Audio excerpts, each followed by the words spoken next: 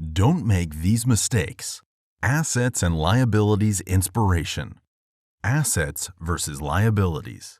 The difference between assets and liabilities is really straightforward. A person's assets are the things that put money in his or her pocket.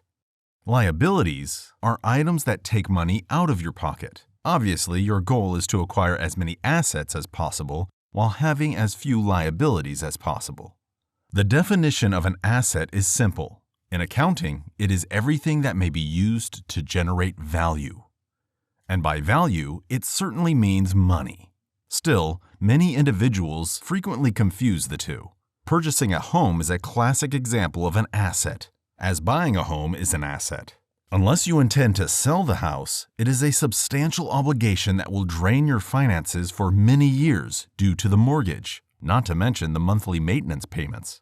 If you ask me, that is not putting money in your pocket. On the other hand, if you intend to sell the house at a greater price, you have an asset. If you pay to acquire an asset, you can call it an investment. Because an investment is anything that yields a return on an initial investment, for instance, an acquisition of stocks, shares, or bonds constitutes an acquisition of assets because they generate income via dividends or can be resold for capital gains. Welcome to another The Trend video. In this video, we are going to talk about the difference between assets and liabilities and how to avoid mistakes while getting involved in them. Before moving further, kindly like this video and subscribe to our channel so that you don't miss out on upcoming amazing videos. So let's get started. What is a vehicle asset? An automobile is another interesting term. If you buy a car, the price drops drastically. Used cars have a significantly lower value than new cars immediately after purchase. It would therefore be wrong to consider them assets, correct? However, many still debated this, stating since the vehicle may be resold, it might be considered an asset. In my world, a valuable asset must also create a profit. A fast appreciating asset, such as an automobile, should not be considered an asset. Whether you sell it 2 hours or 2 years after purchase, you will not make a profit because the price will not increase. Obviously, there are exceptions, such as classic or collectible automobiles, whose value can increase. We're talking about what the majority of people purchase, which is an automobile to use on a daily basis for personal transportation. There is a distinction between tangible and intangible assets. Tangible, physical goods that can be touched and interacted with. Examples include land, property, equipment, cash, and inventory. Intangible assets are assets that cannot be physically touched. They are not material. Examples include brand patents, copyrights, etc. Real versus financial assets. These are frequently mistaken and not distinguished.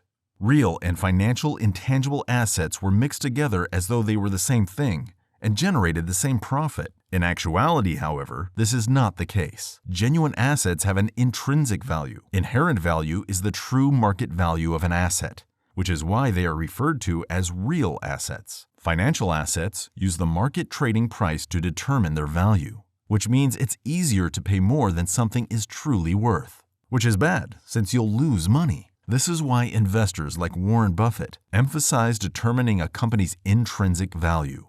If the market price is less than the stock's intrinsic value, you will likely make a profit when the market price approaches or exceeds the intrinsic value in the future. In contrast, financial assets get their value from contractual rights.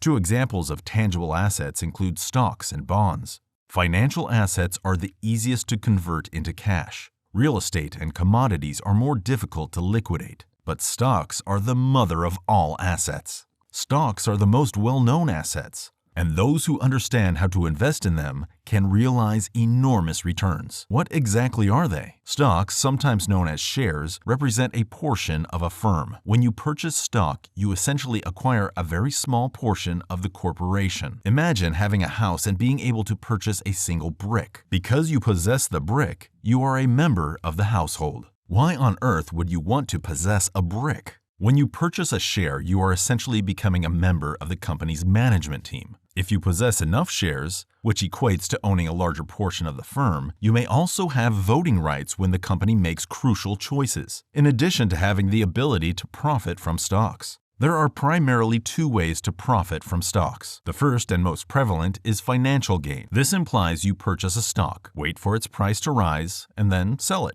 For instance, if you purchase a stock for $5 and later sell it for $7, you will realize a $2 profit, and you're all set.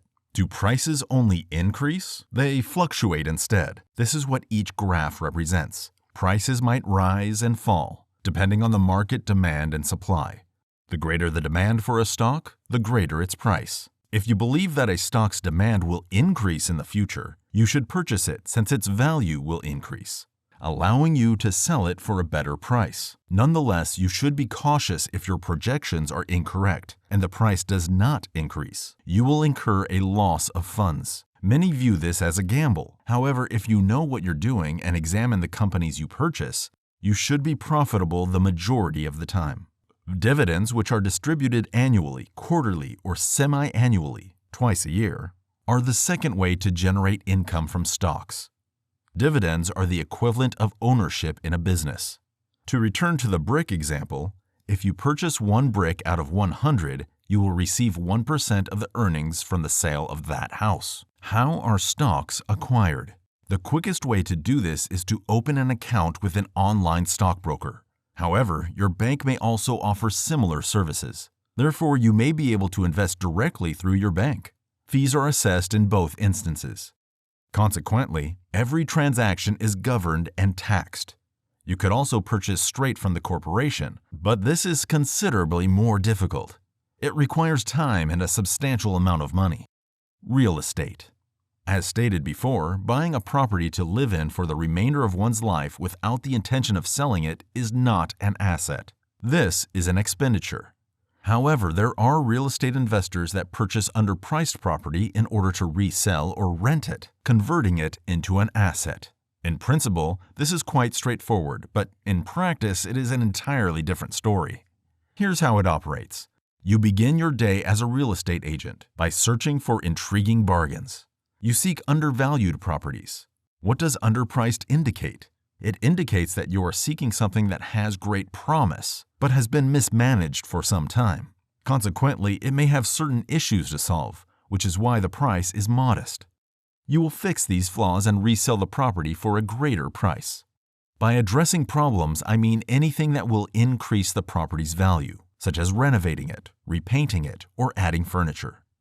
A property's price is determined by a variety of factors. It is not only about how it was handled. Timing, location, economic indicators in the community, and interest rates are a few examples. Alternatively, you might rent a home instead of selling it following repairs. This will assure monthly income supplementation. There are numerous property kinds, including residential, industrial, undeveloped land, and commercial special use. But really, you likely lack the funds, confidence, and expertise to buy, rent, or sell property, and you may not even know where to search. Does this imply that you cannot acquire these types of assets? First, it is always possible to learn how to accomplish anything. Indeed, knowledge is an immaterial asset. The reason it is regarded as an asset is rather straightforward. Imagine that you own a marketing company. What you do is fairly basic. You assist businesses in acquiring more customers via internet marketing. You determine everything, including marketing strategies, approaches, and copy. You, as the successful business's founder, cannot do everything by yourself. Therefore, you must delegate. First, you hire a certified public accountant and a financial advisor to handle the financial aspects of the business. Then you begin to recruit content creators. You need them in order to develop the content that's going to be advertised. Then you must engage skilled salesmen to acquire even more customers for your business. They are responsible for converting all leads into buyers. Now, the more clients you close and the more money you make are directly proportional to the quality of the salespeople you employ. See where this is leading? If you invest in hiring skilled salespeople, you will increase your sales. Your understanding is an asset. It has just evolved into something you will utilize to earn more money.